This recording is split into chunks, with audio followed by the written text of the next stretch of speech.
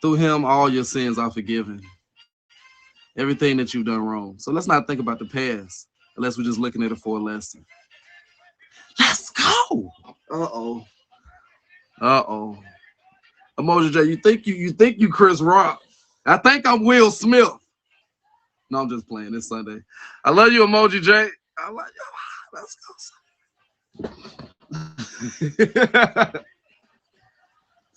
Good morning. What's up with you? What's up? Hey, I gotta get my picture right. I was so busy trying to, cause I'm like, you a A1 admin. You don't show up late for nothing. I'm so busy. I'm so busy trying to find you. I'm like, oh, wait a minute, because I gotta have that's my point, my focal point right there. I always gotta have that picture showing. And I Oh, was so busy you got. trying to I like find that. I like that, you. folks. I like that. I was doing my thing last night. I didn't know what was going. It came out of nowhere. Next thing you know, I was Judy's. So I forgot to inform the people. I stopped what I was doing. I'm like, oh, wait a minute. I can't be late. I can't be late. And I couldn't find you. And I finally sent something to Emoji. I'm like, I can't find him. Oh man, I mean, Emoji J, I appreciate you always helping me out with the guests, and I appreciate you doing this. Honestly, Yes. what did you when you was thinking about this show? Did you want to actually start from the beginning type of thing? Or do you have specific situation? I was trying to take notes. Sonny all of 55. So Sonny has had a lot of overcome moments. And I was like, the show an hour 15. You can't start from the beginning. Yeah, well, I'm pretty good. I'm pretty good at getting through it. Pretty good. Okay. You know what I do on Sunday mornings? Because I go in with role model on praise and worship on Sundays all the time now.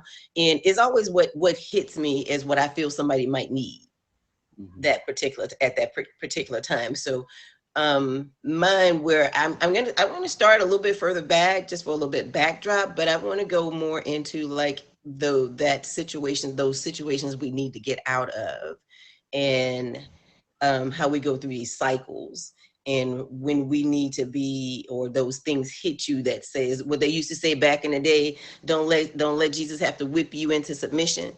Don't let him have to whip you to go into your calling. You Don't know, let him whoop have to me. whip you to say, okay, I got to that point where I said, okay, I hear you. you know So I just want to start it. I do know, have an idea. It's back, but it's not too far back. So you just let me know when you want me to get started, and I will get started. And Definitely. I hi, mean, everyone. okay, what part are we starting at? Like, where is this We are start? going to start with um a physically, mentally, emotionally, financially abusive marriage.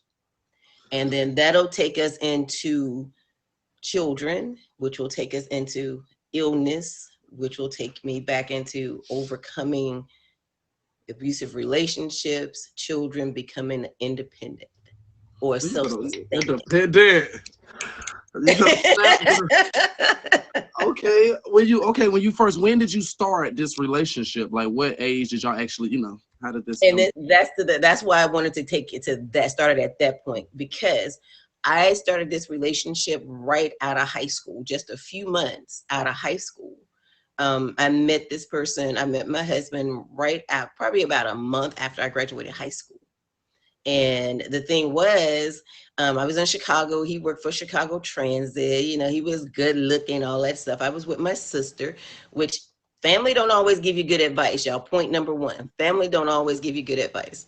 Uh, but we were going somewhere, and in Chicago, some of the easiest way to travel is on public transportation. And we were going, I was hanging out with my sister, and the guy was trying to talk to me. I No, I wasn't interested. And he was asked for my number and all, and no, that's not gonna happen because I'm not gonna call you. Well, will you take my number or whatever, however it was. And I ended up, we exchanged numbers. No, I had left, walked away actually. And my sister said, you need to get his number. And I'm like, okay, this is my big sister. I'm just listening to my big sister. I'm going to get the number. And we exchanged, and he called me, and we were inseparable either on the phone or in person from that point on. Um, had a red flag somewhere, something happened. And if I knew then what I knew 10 years later, that was a sign of an abusive person, but I didn't know it at coming out of high school at 17. Mm-hmm. I didn't know that. But we exchanged numbers. We would be talking on the phone 2-3 hours at a time, falling asleep on the phone, then seeing each other 5 hours later. You know that high school stuff you do. And then you, hey, you still there? Oh, yeah, babe, I'm still I here. ain't gonna hang up if you don't hang up. Oh, I miss you so much. Oh, I miss you. I wish you could be laying next to me. Oh, I wish you could be laying next to me too. You know that craziness. And it was all good. It was good. We were hanging out. And one thing, like I said, one first thing is, y'all keep note because I'm an admin right now, so I ain't keeping note. One good thing, one note, family advice is not always good advice. I came from a religious background too. Let me say that. My mom has been an ordained minister, ordained elder since I was probably like 8 years old.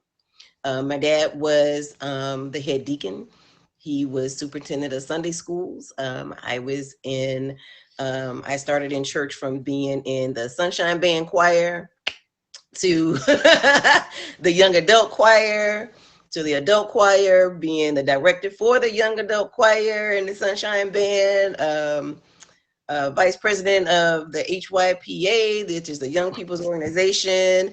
So I was at church 6 days a week, probably 12 hours, 6 days a week, because we were all over something. I was over young adult choir. My oldest sister was over the adult choir. My mom was over the senior choir. So, we were in church 6 days a week, 12, 16 hours a day. But I tell you what, back then when we were in church all day, every day, we weren't on these streets acting a fool like we are nowadays. We'd be in there tired and falling asleep, and you get that pop tell you to wake up. But we knew how to respect people at that time. We respected our elders. We spoke with certain dignity. We carried ourselves a certain way, even though we were picked at for being PKs, but that's what it was. So, and then I'll go back to with this person. I got pregnant, right? What was that? And What was that red flag? Did that red flag, had you seen it the before you got red pregnant? flag was I had done something that he didn't like. And it was disrespectful. I know I did it because, I was 17, 18. I know I did something that I know now was disrespectful. But it was, well, if you do this, I might forgive you. But you going to have to be subservient, basically, in order for me to give you my forgiveness. And that was a flag then, because some of the things that he wanted me to do weren't things that I necessarily wanted to do, but I did them because something was saying, oh, you got to get it right with him. So whatever he says, that's what you need to do. And I did that. But having that religious people background, that older generation religion, you can't talk to them about that kind of stuff. So it was just kept going. Plus I realized I just needed to get out the house. I wanted to be out the house. So it was almost like, oh, this is my savior, right?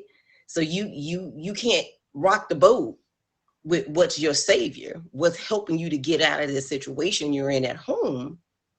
You got to do whatever is right. You must be doing something wrong. But the religion, I grew up in sanctified religion. And if you didn't do what your man, the head of the house, said, you were wrong. They would condemn you for that. So I had that in my head. Okay, so you got to do whatever. My mom stayed in physically, mentally, emotional, financially abusive relationship all her life. So when we say about the sins of the father and that breaking that chain, Generational curse type thing. generational curses. Thank you. Breaking those generational curses. I hadn't even heard of a generational curse at that time. Because like I said, this 40 years ago when it first started. So I had no idea I was repeating the cycle. I didn't know that. Like So if this somebody grabbing you by your wrist or people that's just coming in, just an update real quick. Go ahead. Sunny, okay, she got in this great relationship right out of high school. Wasn't sure about it at first, but a sister talked her into it. Inseparable, on the phone all night. You better not hang up. I won't hang up. I love you. Now, how long before then and you actually being pregnant happened? About 9 months. When y'all About met, y'all 9 months, really met. which was too soon. I was pregnant at 18 and had my first baby at 19, and I also got married at 19. So I got married when I was like 4 months pregnant.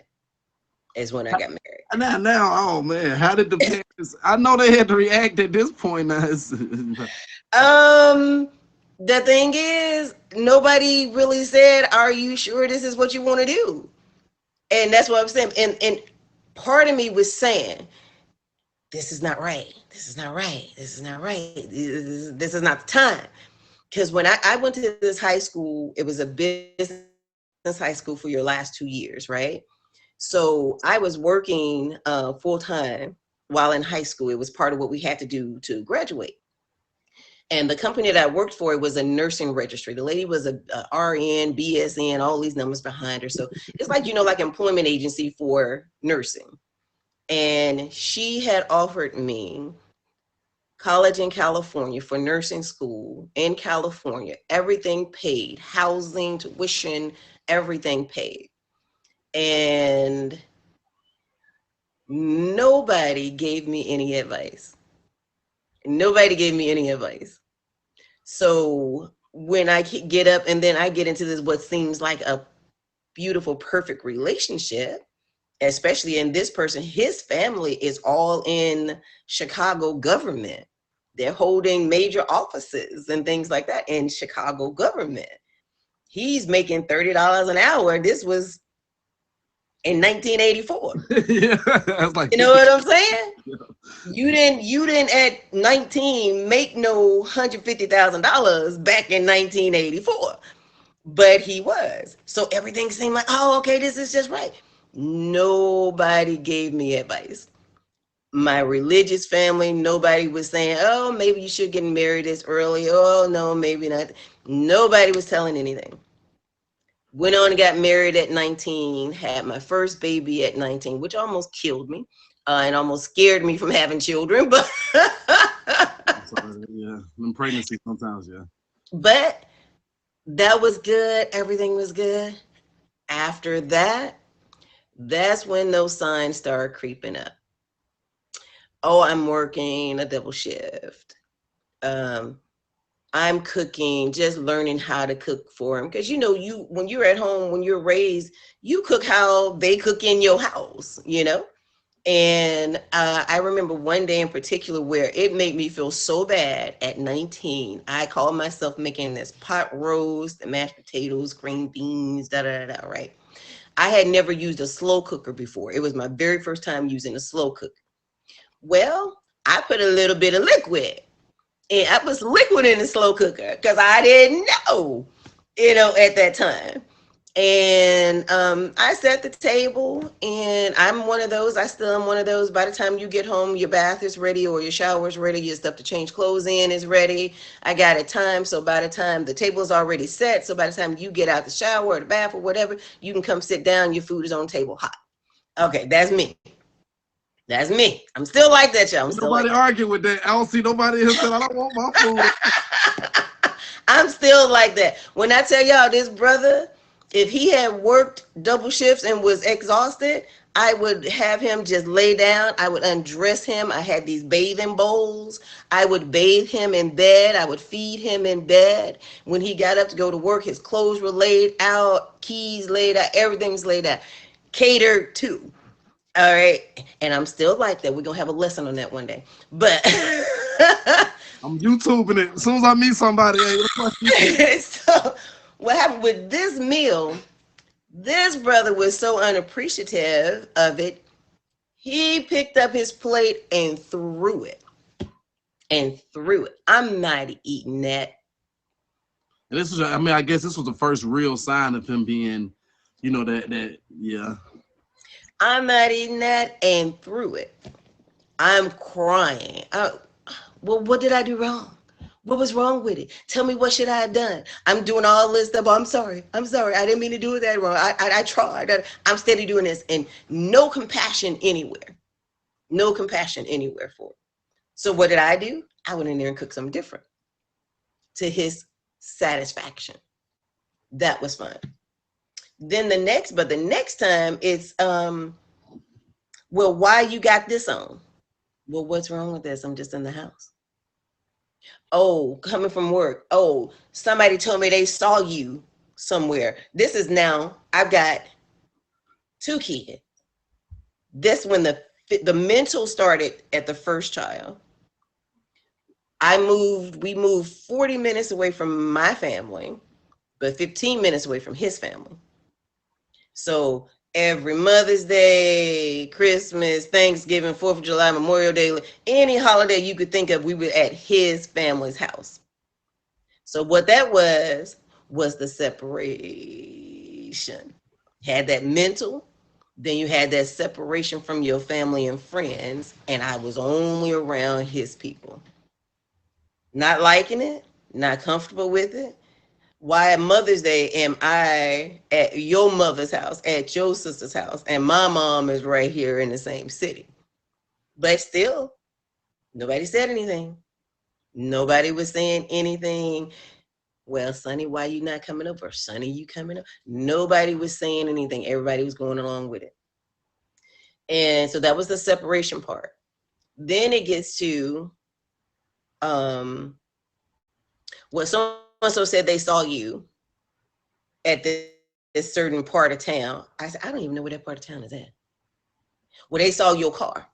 No, they couldn't have saw my car. I'm here with a 2-year-old and nursing another baby. How am I in the middle of the night, 20 minutes away, hanging out with somebody? And I'm trying to keep my mouth good because I know you featured, right? This featured, so I got to keep my mouth right. Okay. Don't go crazy. Though. It's still Sunday. The Lord is still watching. But I was going to say, but we still got Jesus in the mix. So that was the first time I was physically hit. And let me go back to the other sign that the physical was coming. When I had the first child, it was something he was upset about, and he threw one of the baby's bottles at me. He threw a bottle at me, and I knew it was off, but I didn't pay no attention to it. But like I said, once we got to, because he was working on the mental and the separation, then the physical came in, because now I'm lying to him and I'm cheating. But I was at home with your 2 babies, and you was out in the street because you didn't come in from work, but you come in 6 hours late and accuse me of being out. That was that manipulation, and that slid in the physical. I ended up going to work, putting on, I'm not a makeup girl, never have been. I'm putting makeup on now because I got a black eye, my lip is busted. The first time the physical started, I see the build up, and that's crazy how build ups happen. That's why, like you said, watching for red flags and stuff like that. The first time something physical happened, was it actual like a hit across the face? Did it start with a push or like small? No, it started with in the middle of talking, just a hit in the face. And for me, and if anybody doesn't know that, when somebody hits you in your face, especially a male hitting a female in their face, that serves a lot of purposes. One is the main purpose that's going to serve is your face is going to be messed up, so you're not cute to anybody but me. So they want your face messed up because then that keeps you from being attractive to somebody else. Because there's so many other parts of your body to touch, but they're going to your face because they want you to look unattractive. And what we should know from that is that's because that's an insecure man. Because you should want a dime piece, a quarter. Shoot, you had a whole freaking dollar on your arm. You know what I'm saying? But that would be where he would go all the time. He would go straight from my face. And that's what a lot of abusive men will do to women, is go straight to their face. So it was just like, first, it was just the slap. It was the hit in the face a few times. And then it was a hit in the head and then punching in the arms.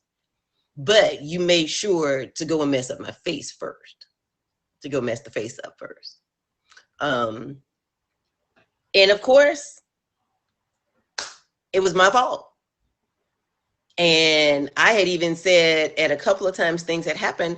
I said something to his mother and not mine.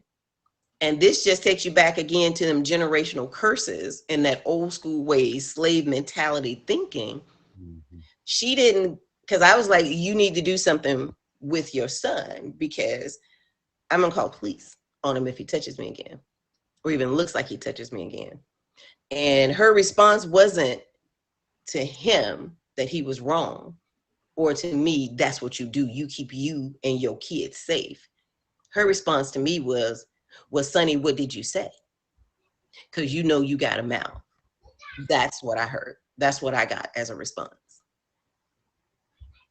I was too embarrassed to talk to a friend, to talk to a parent, because you got that. That's that part that keeps people in abusive relationships, is you're embarrassed to tell anybody because you thinking, I made this decision, and if I tell somebody I made a decision and then this is the outcome of it, you have an embarrassment.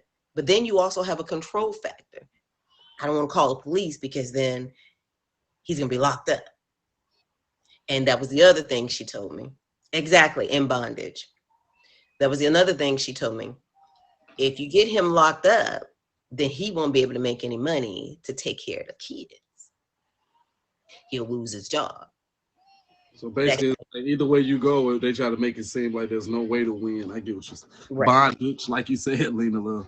Because that's why if anybody tells me anything or anything sounds any suspicious, my children, my girls, I told them if one of them hits you, and this is what I told my boys, I will tell your girlfriends and I will tell your fiancés and wives, whatever happens along the way, that if you come towards them in a threatening way, and definitely if you put a hand on them, I'm going to tell them to call the police on you. And if they don't want to do it, to call me, and I will do it. And you, my kid, and I'm not going to allow that to continue. Mhm. And that's the kind of stuff we have to do in breaking these cycles. We get so hush hush. That's why I do that taboo topics. It's stuff we don't want to talk about. You got to talk about this kind of stuff. But I went on and I was like, okay, well, maybe it is because I got a smart mouth. I ain't gonna lie. I got a smart mouth. Got a smart mouth. So I took that, okay, you 20 some, you young 20s. This is somebody in their 50s. This is her child. You know, she had been married for this long. Maybe it was you. So I got it put in me even more when I'm thinking this is still wrong. I'm getting it put in me. What did you do wrong? What did you say? How did you say it? So I still dealt with it. He went through drug situation. He went through cheating. I started cheating. It was like, you know, if it's good for one, it's good for the other. But my cheating was wrong and could never be forgotten, Mhm. even though I told. But his, oh, it just happened. It wasn't nothing to it. And that's always supposed to be said about it. So that's how we went. So from yeah, and I'm hearing yeah, it's just that's I mean, and that's how negative situations go. Like it almost seems like it spirals Hmm. into other negative situations. Next thing you know, it's just this big situation, and now you Exactly. and now both of y'all was good for the goose is good for the gander. So y'all Hmm. both are starting to cheat. Well, you starting to cheat actually back because he been doing it. Um, Well, see, it's another thing. Women cheat differently than men normally. We cheat for the same reason sometimes. So y'all don't think that women only cheat for emotional. Women cheat because they want a different partner too. So, but I continue to cheat. He just didn't know because it was an outlet for me. It became an outlet. yeah, and another thing is, men, we know when a woman is cheating. We might not say nothing. We may not be like, but we get that feeling. We have that. It's almost like how y'all do that intuition, right? Because we know each Yeah. other so strongly. It Hmm. happens like that. Um, But you know what? But if that other person is so into themselves and in what dirt they're doing, they won't. they Yep. don't they won't notice it. That's what was the crazy part. When he thought I was doing something, I wasn't. And then when I wasn't doing anything, I was being accused constantly. I was being accused constantly when I wasn't doing anything. And I even had an episode with this particular person. We are just now friendly, like in the last 9 months. We just now friendly in the last 9 months. Um, but another situation where something happened, and I called my dad because I'm a daddy's girl. This is the same person, right? The same. Same. Oh, we were married for 12 years. Another situation happened, and he was getting to a point. I called my dad, because my dad is a no nonsense kind of guy. They used to call him Easy G, because he got that Denzel Washington walk that's real cool. Stop, one pants leg. That my dad is from that school of the shoe boot, the Florsham shoe boot, and one of his pants leg would always be stuck in the back, and he'd have his trench coat over his shoulder going to the car, driving his Lincolns, but he was always packing. And I called him one day about a situation. My dad gets to my house. He just leans back on the car. What's going on, girl? And I tell him what's going on. And he not saying nothing. And every once in a while he do a Oh boy. Y'all know what that is when you got a dad from old school, especially south side of Chicago. He just sitting back. I was raised on the south side, y'all. Of Chicago? Yep, 102nd. Hey, Roseland area. And after my dad gave me a really big piece of advice that day. Message. He said, I'm gonna tell you.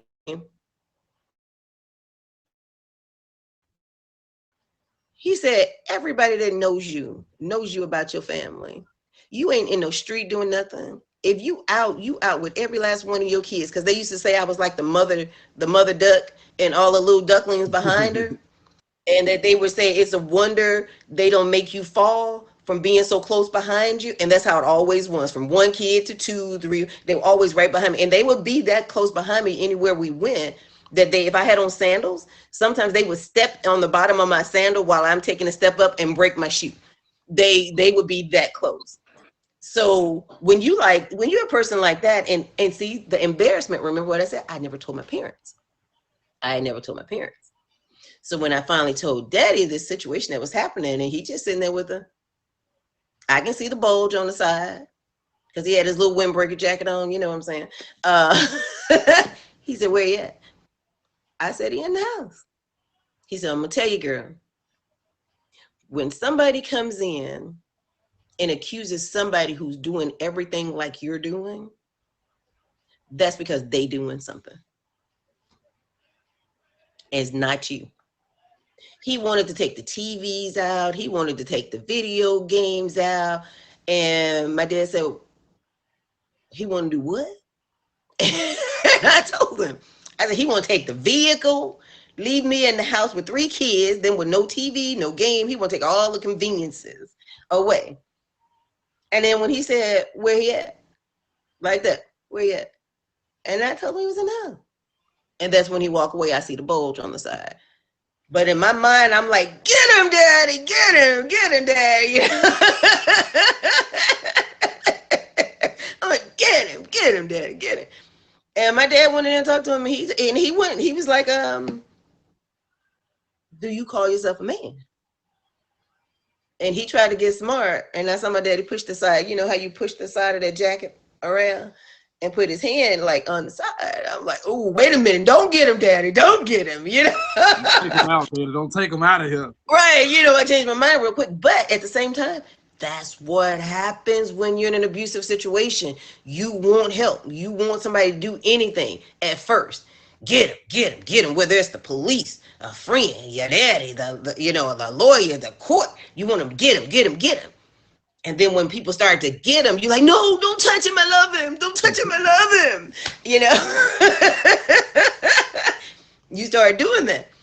But my dad said, why as a man would you want to take things away, not just from your wife, but why as a man are you even considering taking these things from your children? That's a sorry excuse of a man. And he left. But daddy walked him out, and daddy made sure he walked him to the car.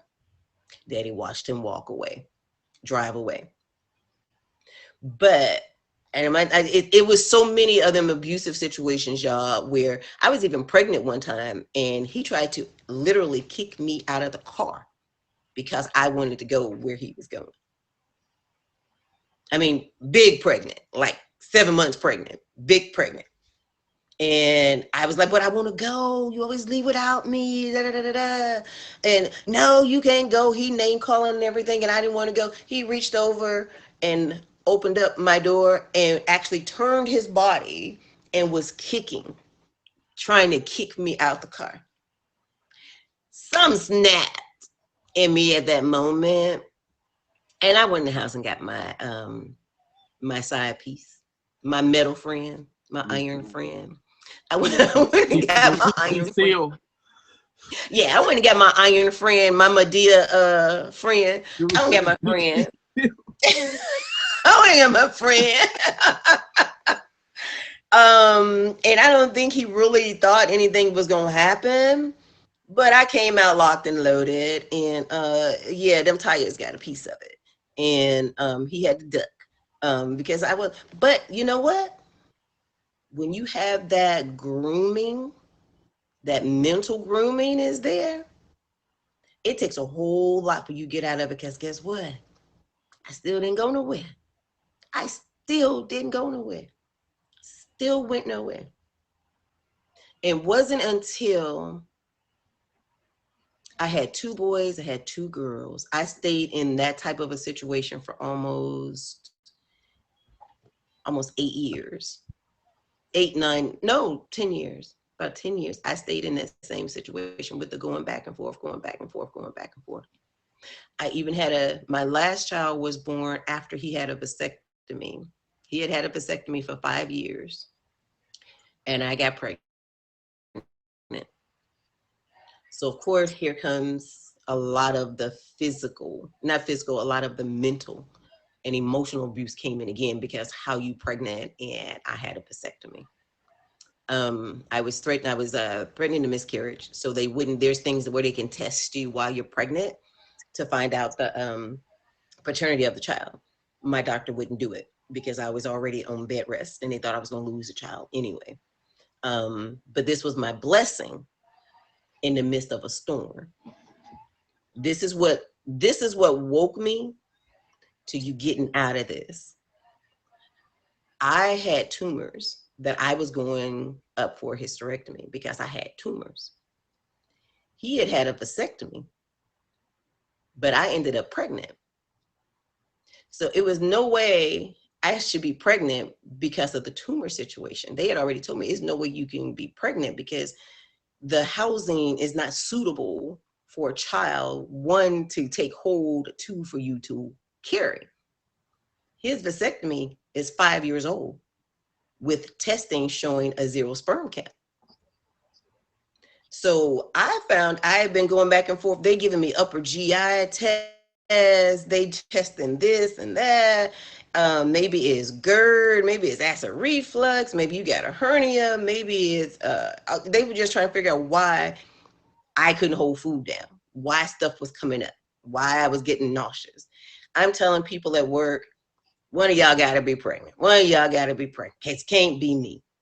So I finally had to go take this one other test, this GI, where they put the stuff in your stomach and they kind of tilted your body and stuff and took different pictures and stuff. I had to take a pregnancy test first because of the radiation, right? Mm-hmm. They come back and tell me, well, because it was fasting, you can go ahead and eat. This was the nurse, and I knew the nurse because I worked in that field. I'm like, part of me I was shutting down because I know what she meant. And I was like, what you talking about? She said, we can't do the test today because of your test results. I'm like, no. So I don't know what was going on with my body and my face, but the nurse stood behind me and she kind of put her arms around me and she said, read it with me. And I read the HG, and it said positive. I was, next thing I know, I wake up, I'm on a bed in an exam room. I had passed out from finding out I was pregnant. And I'm like, no, I'm 30. I'm done. I'm trying to leave him because I had already started telling the kids and stuff, right? I'm already hoarding money. And I find out I'm pregnant by the one I'm trying to get away from. And if y'all may ask, and you may have seen situations where people get pregnant at that time when they say they're trying to leave, because I did anyway. I had to keep up the facade. And if that meant being sexually active with him, I had to do that. Because when you're in a very abusive situation, if they get any hint that you're trying to leave, they're either going to do more mind play, they're going to do some guilt on you, or they're going to get even more physical with you. So I ended up pregnant. And the thing is, I hadn't been with him sexually in like 2 months. So that last time I got pregnant. So then like I said, my numbers kept dropping. I had to go to the doctor every week for like 4 months. My numbers kept dropping, saying that I was losing the baby, but I'm steady getting bigger. I still had this is where the Jesus part came in for real, for real. Those tumors that I had, they said, we're going to put you in the hospital at 6 months because the tumors are going to get bigger and start pushing the baby out. And we got to keep that. Signed me up with Life Source, got my kids coming to do their donation because we have that blood type that we can give to everybody, but we can only get from that same type person. So my kids are coming in, they donating so they can get it clean, tested and typed and all that other stuff. All this is going on. And every week my numbers were dropping from the 8,000s to 670 something thousand to 6,000 to 62 to 61 to 58. They were dropping, showing I'm miscarrying. And they didn't think that I was going to keep this baby. I even had to go to ER one time, and they did the little test. And they said, amniotic fluid is leaking. We may have to take this baby or keep you in the hospital. And all this happened with this baby that came while I was trying to get away. And they didn't think I was going to be able to carry her. This little something was the easiest delivery. Easiest delivery. She was born at 3:17 in the morning, weighed 7 pounds, 13 ounces. First three numbers of her social are 317. This child was meant to be. This child was meant to be, but it kicked that extra protectiveness. It kicked it. Are you going to let another life come in and be a party to this mess? And it was all in my mind, no, you're not. No, you're not. No, you're not. But I wasn't working. I couldn't work because of the difficulty with the pregnancy. But every time I had $150 for groceries, I stretched that groceries off $100, and that other 50 was going in a stash. Every time light bill is, the utilities are usually $250 a month. Oh, we cutting these lights off, this TV going off, this going down, no, the air's not going up, no, the heat not going up. And I was pocketing that $70 a month I was saving. I was pocketing all while I was pregnant with her. I was pocketing money. Pocketing money, pocketing money, pocketing money. She was born, like I said, the easiest delivery. I fell asleep during delivery. I woke up with a pain. They put something on me. I went to sleep. I woke up, 3 pushes. She was there. And like I said, 7 pounds, 13 ounces. She was born at 3:17 a.m. And then her social starts with 317. And you know, they do the little PK up, the poke at the bottom of their feet. Mm-hmm. She came back positive. I said, Lord, you did not implant this child in between 4 tumors from a man who had no active sperm to get her here and take her away from me. That did not happen. And when I first found out I was pregnant, I called my mom, the ordained elder. She said, how did that happen? She said, no, I know how people get pregnant, but how you get pregnant? I said, I don't know. Because I was scheduled for a hysterectomy already. I don't know. He 5 years vasectomy. Oh no. And she said, but let me tell you, I'm in here mopping the kitchen floor. And I heard something say, there's going to be a miracle. And she said, I'm like, you know how old folks tell a story. She said, I said, huh? She said, but I kept on. I'm just mopping. And then she said, I heard it again in the same ear, like a whisper saying, there's going to be a miracle. And she said, she finally said, okay, God, whatever that miracle is, I'm ready to receive it. And I called and told her I was pregnant. So when I said that, after she got herself together, she told me that story. She said, so that's the miracle. Because nobody could tell us how I got pregnant, because he tested again and still had a 0 sperm count. So on one end, it started to, oh, well, you must have been cheating. But me, I was at a calm. I said, you know what? When this baby is born, we're doing a DNA. And I don't want you to have anything to do with this child that you denied all through pregnancy. It was that last thing, one that showed me his true colors. Because you know I'm at home with 3 other kids. When I got time to go out and do something, I'm working and taking care of 3 kids. Not taking care of 3 kids in front of, not the TV taking care of 3 kids. We're at the museums. We're at International Studies Week. We're at the zoos. We're at the parks. We're doing anything to learn these children some culture. And they're in Catholic and magnet schools. And y'all heard how I said take care of them. When my family got up in the morning, it was like they were at a restaurant. What you want for breakfast this morning, Westside? What you want for breakfast this morning, lovely Mimi?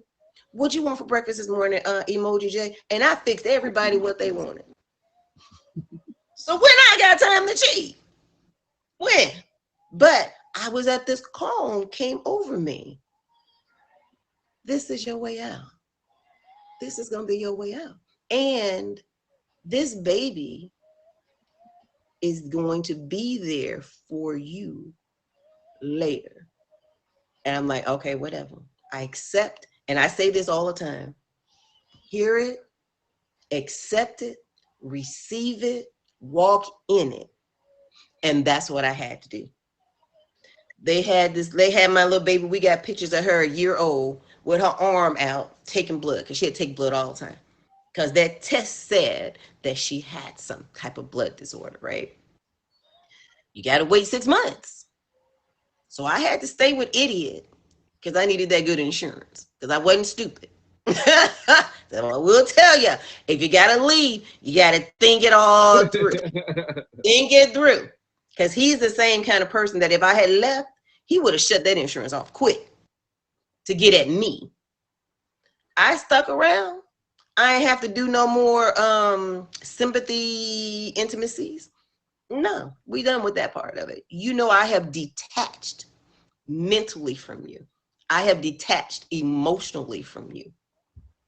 I'm still paying these bills with that money you bringing in, but that's your job. And I'm going to be here raising your children because that's my job at the moment. 6 months in, she retested. They still said she had it. I said, okay, that's fine. So what we do now? Oh, she's got to take iron. She's got to do this. She's going to have developmental delays. She's going to have cognitive delays. She may have some facial deformities. That all this stuff was going on.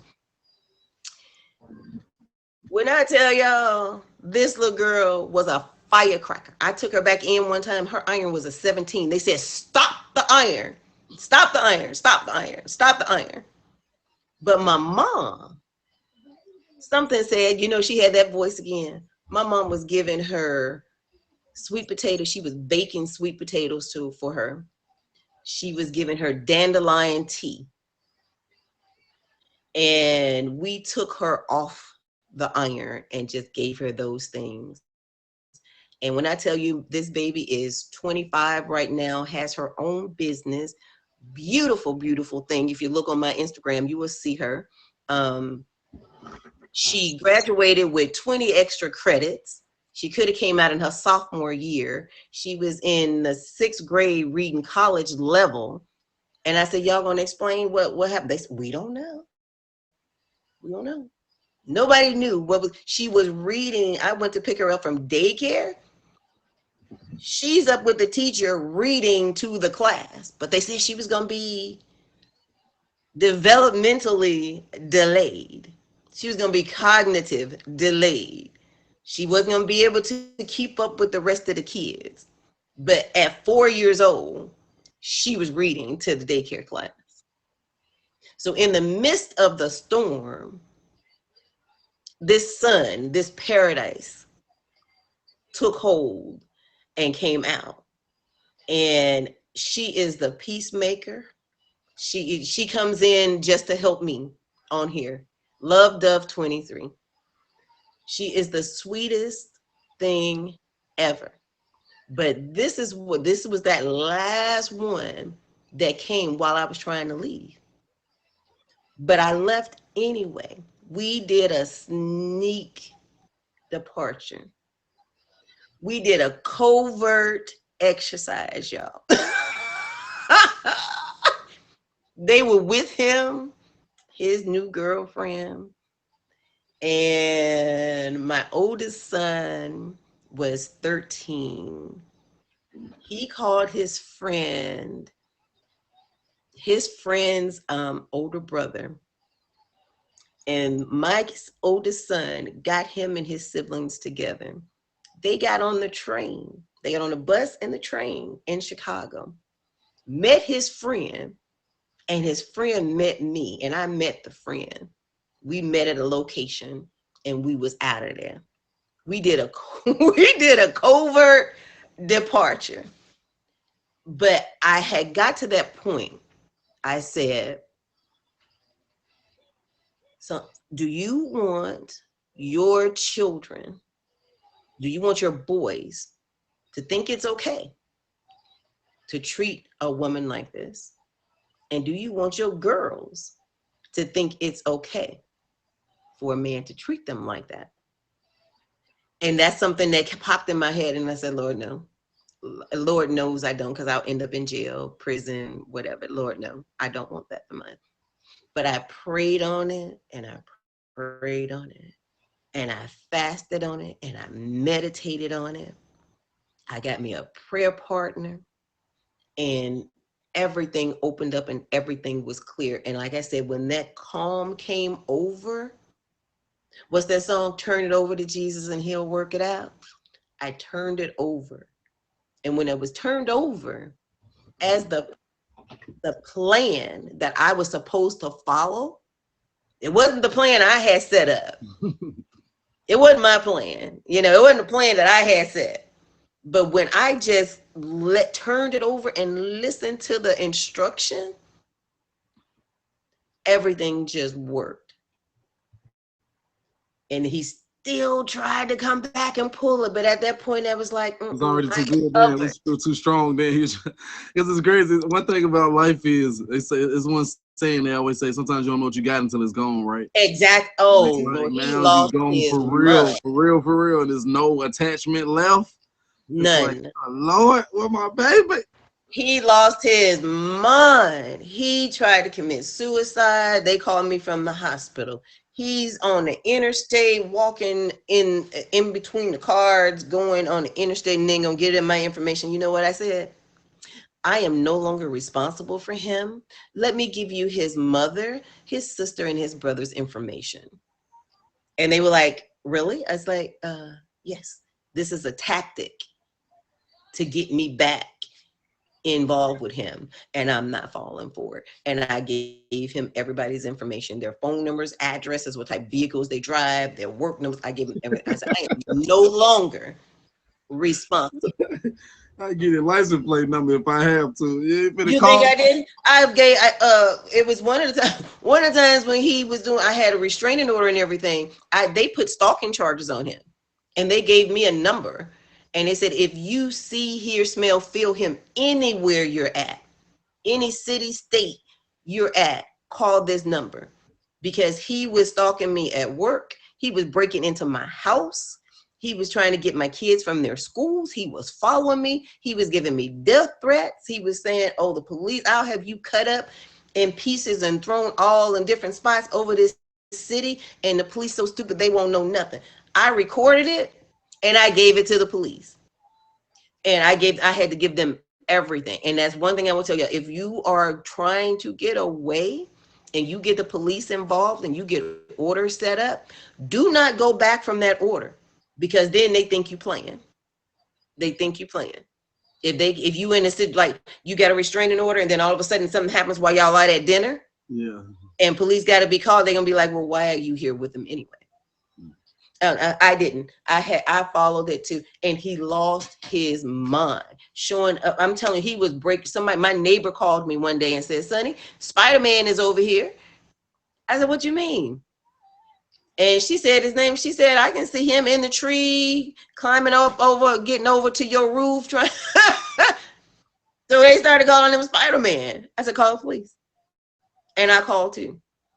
And what hurt him the most is I didn't ask him for nothing. Cause see that money, he thought, cause he was bouncing checks for that he was paying for child support. If I wouldn't go out with him, I'm covered. I don't need it. I got it. We may go through some hard times. We may go through struggle, but I'm a home cook. I'm a scratch cook. I can cook for 20 people. No, yeah, I can cook for 20 people with $7. You know what I'm saying? Cause I know how to, I know how to stretch that meal. Know how to stretch that meal. You know what I'm saying? You can do some chicken and dressing and greens for 20 people with $8. You can. And I was covered. And things changed. Because when you listen, is this lady was teaching this lesson one day. She said, for best results, follow the instructions. When you're instructions, that's a gym right there, y'all. That's a good one, ain't it? That's the gym. How many times we just don't follow the instructions, though? You know how it is. You want to make something a little quicker than what it needs to be. Right. Oh man. You want to cut out the sugar, or don't put as much milk, or I'm gonna use water instead of the milk, and then wonder why your stuff don't come out right.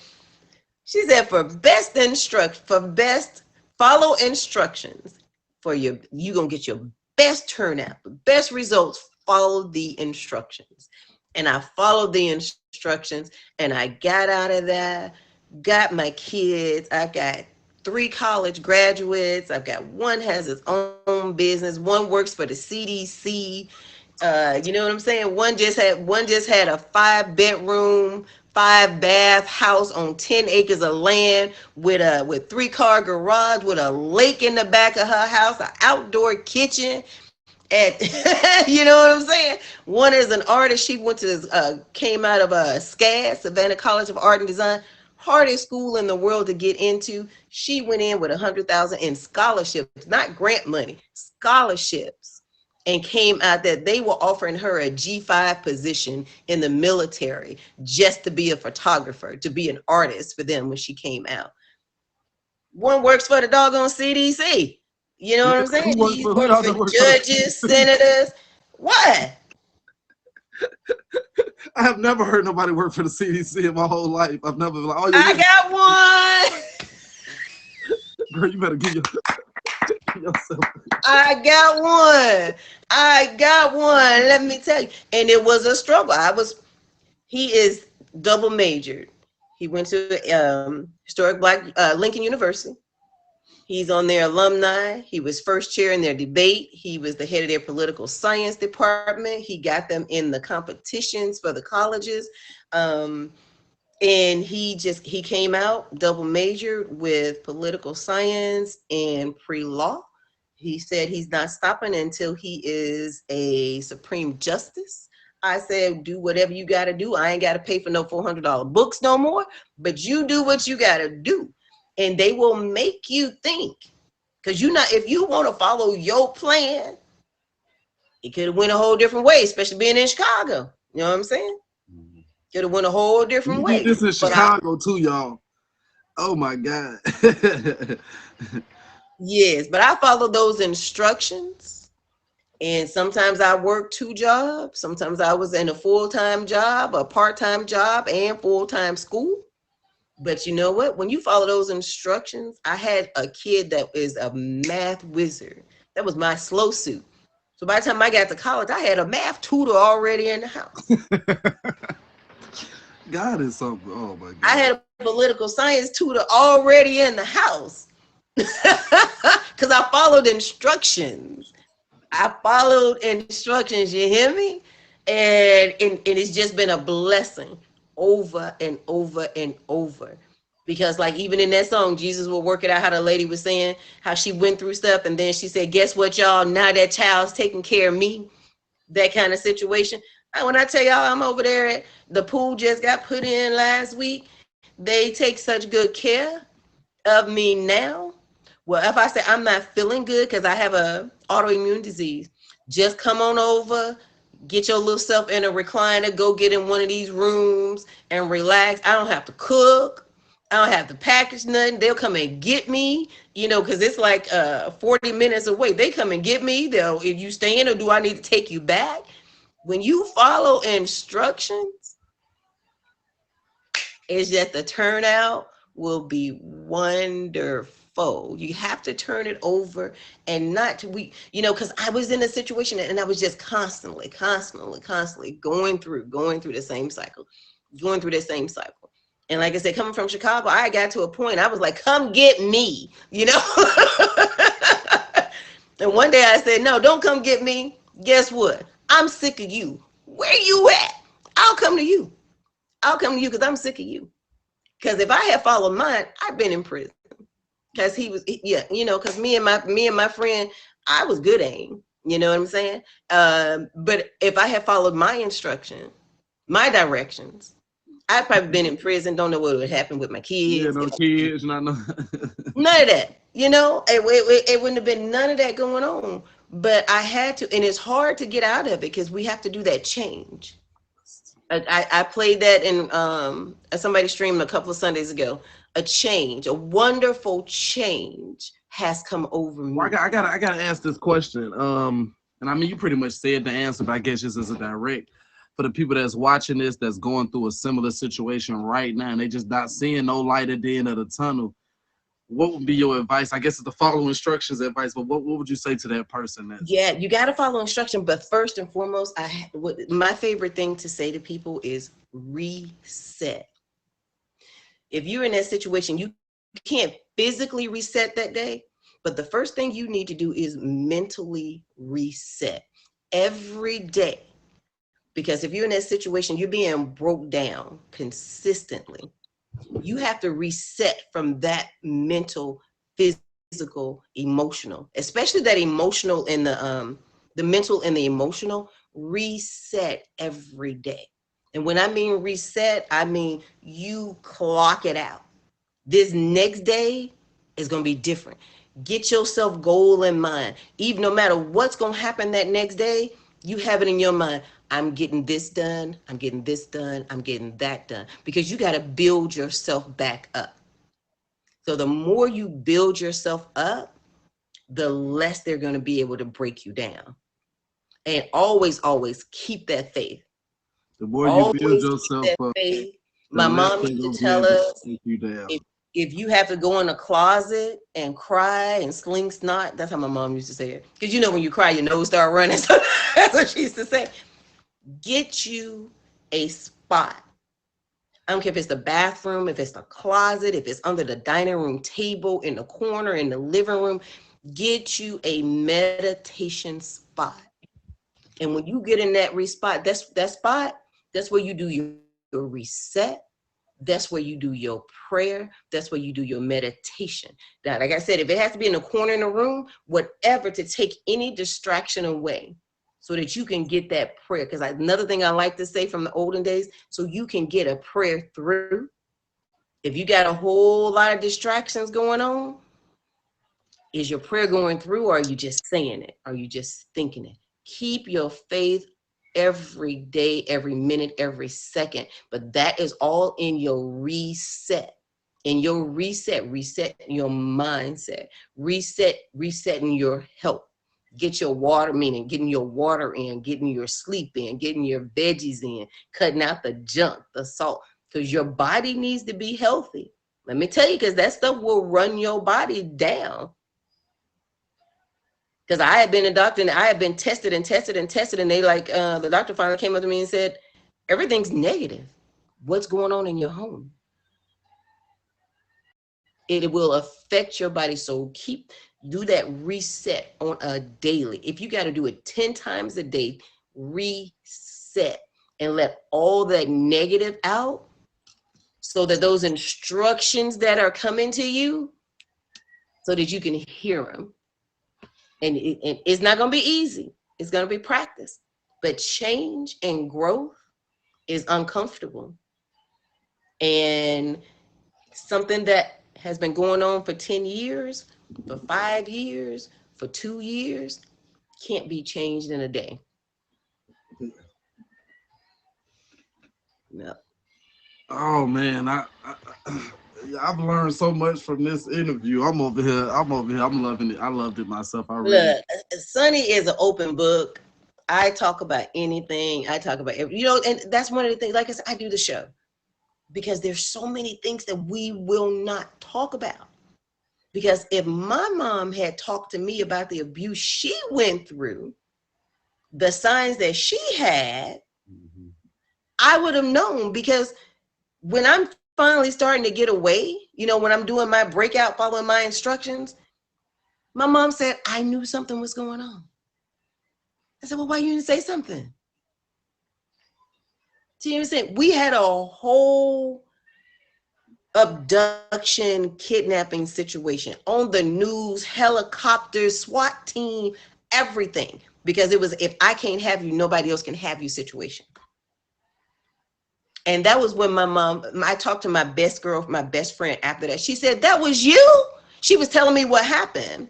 She said, girl, it's all on the news. Somebody by where you live, they got it barricaded, the sharpshooters out, SWAT team, helicopters out, the news out. And I said, where is it at? And she said, where? And I was like, oh, that's me. She said, shut up, that was you. I was like, oh my God. That is when my mom finally said, I knew something was going on. And I couldn't do anything but cry, because I said, why you didn't say something? If you knew I was going through it, why you didn't say something? We got to break it. We got to break it. We got to break these generational curses. Yes. Yep. Oh, definitely. I really appreciate you for being on this show, Sonny. I got to get off here with the kids, but I really, And next time, let me know what name I'm supposed to be looking for. Yeah. There goes Judy right there. He's one of my favorites. Where is he at? That's Judy right there taking my goals and stuff. Thank you. She said, next time I'll wait until Sunday afternoon, Wes. Oh, but I appreciate you, my love. I only do these type things with people who have a certain presence and that I feel a certain thing from, because I can't let just anybody delve into my business. So thank you for being so open and transparent. I'm one of them people that really learn. So I love reading memoirs and stuff to learn something from. And this was like me reading a memoir for an hour. I got to learn so much. Follow them. I got a year's worth, boo. I got a year's worth. Follow them instructions, man. That's the big thing. I really do it. Anytime if you got any other story you want to share with us, following weeks, just let us know, man. I really appreciate it. I will. And it's been a pleasure being here, y'all. I got up just for this. Tell me about, do you have a certain streaming time or anything? People that make sure y'all follow her. I stream, I'm a night streamer, so I normally stream like 9 Eastern. And I do have, my show is on Tuesday nights, Taboo Topics. That's my main. If I don't stream any other day, I stream Tuesday nights, Taboo Topics. We've delved into things like, is there one true religion? Are you judged by how you dress? Growing up by racial, marital rape, we family secrets. We go through a lot of those. And this week, actually, I'm doing two-part series. This week is going to be what do women really want? Top Badge Jilly, Top Badge Timeless, Triple L are going to be there giving the women's perspective. Uncle Kev is going to be in there giving the male perspective. We're going to see, that's going to be interesting. And then on the 14th, I'm doing what do men really want? And I'm gonna have D Earl and I can't remember who the other one was right now, but I know D Earl and Cocoa Sweets and I can't remember. It'll be posted. Just follow my Yeah, flight. count me in whenever you have an extra slot open. I want to, Look, well, I can put you in on what men really want on the 14th. I'll send it to you. on that one. Yeah, and I'm doing a Father's Day. I'm hosting a Father's Day auction. It's on the 18th. So we have a wonderful cast of men already lined up for that. So if anybody is interested in it, I'm gonna close it up soon because it's getting really big, which I'm surprised at, but grateful for. All men entertainment for the pre and after party. Pre-party, MG vocals will be singing. DJ Hypes will be. I gotta get with you. I want to perform. I gotta hold on. Yeah, we gotta. Yeah. What you have, DJ Hypes and MG Vocals is starting the show. DJ Radio is closing out and doing the after party. But yeah, let me know what you want to do because I love showcasing people. I do. I'm not one of them big people like, oh, you got to send me this. You got to send me. I love to showcase. That's what my platform is for. We're family, and you showcase, and we get these things together and get our minds right. I love it. That's why I love this show too, because sometimes you just don't get to talk to somebody. Like we ain't never, you know what I mean? I ain't even know all this stuff. And I'm definitely like yes. Friday nights, when I'm on Friday nights, if you want to sing, rap, play an instrument, do some poetry, tell a story, whatever, I open box up Friday nights for whatever anybody wants to do. If I'm on there, if I'm in the middle of a conversation, you send me a message, say, Sonny, I want to sing when you're done. Okay, cool. As soon as I'm done, I'm open that box up and let you come in and sing. This is such a great heart. I love it. It's like, that's what I love about this app, man. Just bringing us together, putting different stories. Because sometimes you can get trapped in your own story too, as far as like not knowing what other people are dealing with, not knowing like how to maneuver the right way or whatnot. I'm gonna let y'all see this picture, and I'm gonna get out the box. Otherwise, he won't finish. I'm just gonna let you see this picture. This one I say is my focal point. Okay.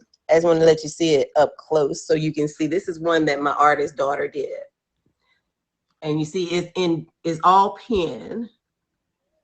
It's just in different things that she did. Y'all not gonna believe this, D. I don't think that you got to see some clips. Like the story behind this really makes that picture even more. That's one she took from a older picture of me because I've always liked big, poofy, uncontrolled kind of hair. I'm gonna get out this box and we're gonna keep going. I could be here forever. I can get to these kids. I really appreciate you so much.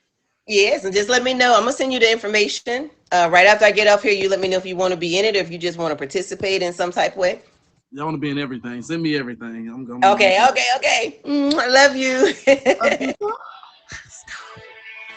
Oh man, y'all. Oh, Sean. Happy Sunday, y'all. Oh man, we just literally had a great episode of Kickin.